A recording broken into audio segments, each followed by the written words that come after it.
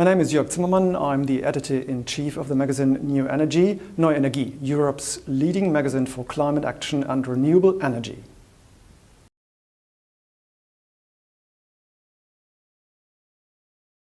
When talking about the future of our energy system and of course of value chains, I believe there are three hard facts and many variables. First fact, the future is electric. Second, the future is renewable. And third, development is driven by policies. To fight climate change, which is a threat to all of us and to our way of life, we urgently need clean energy sources. Renewable energy is clean and it is safe, which is the big difference compared to nuclear power. At the same time, renewable energy is highly flexible. Clean energy can be generated and used anywhere on Earth, even without a grid, with very low costs. China, for example, shows that its government has understood this. Politicians decide how the energy sector will develop. It's the same in Europe and the US. The European Commission wants to build an energy union. The idea is energy production and supply without borders and, a crucial point, without special help for renewables. So in the future we could see a concentration of wind power in the north and solar in the south of Europe. Meanwhile, President Trump could do a great deal of harm to the United States' growing renewables industry. All of this will have a major impact on the value chain, on the pace of R&D, and on the structure of our energy supply system.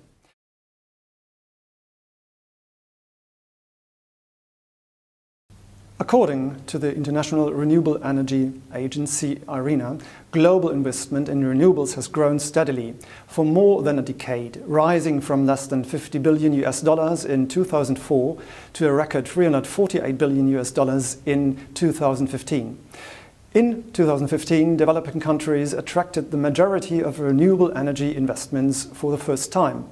China alone accounted for around a third of the global total. Growth in 2015 was due mainly to solar and wind power, which together made up about 90% of global investment. This trend is likely to continue. Technological advances and falling costs are driving the adoption of renewables all over the world. No technology shows this more clearly than solar. Global PV capacity grew from 40 gigawatts in 2010 to 219 gigawatts in 2015, when it accounted for around 20% of all new generation capacity. Dramatic cost reductions have opened up new markets. The cost of solar PV, already half of what it was in 2010, could fall by another 60% in the next decade. So it seems clear that the power sector will continue to grow. Investment in heating, cooling, mobility and transport can only go up. Asia, but also the US, seem to be promising markets for e-mobility.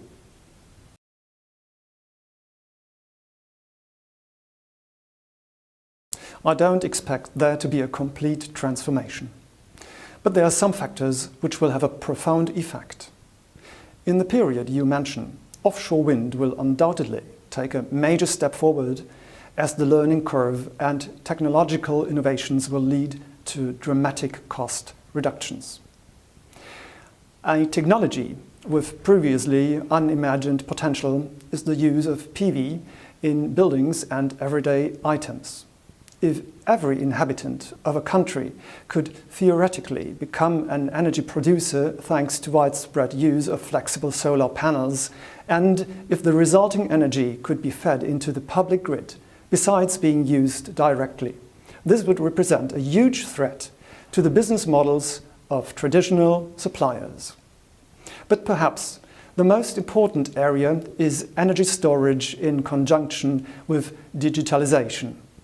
New storage technologies, such as power to heat or power to liquid, can completely put to rest concerns about periods without wind or sunshine.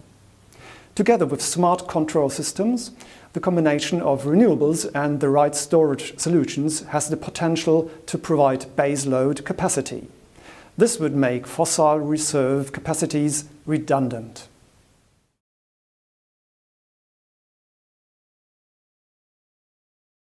Without a doubt, well-trained tradespeople will always be in demand. However, right now there is still a shortage of training opportunities for specialized professions such as wind turbine service technicians.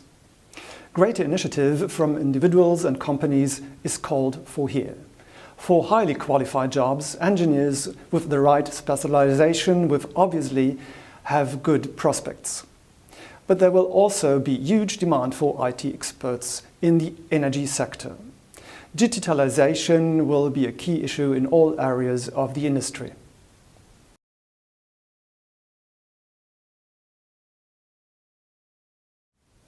It is very simple. Relying on fossil energy sources and nuclear power incurs costs that are not immediately apparent.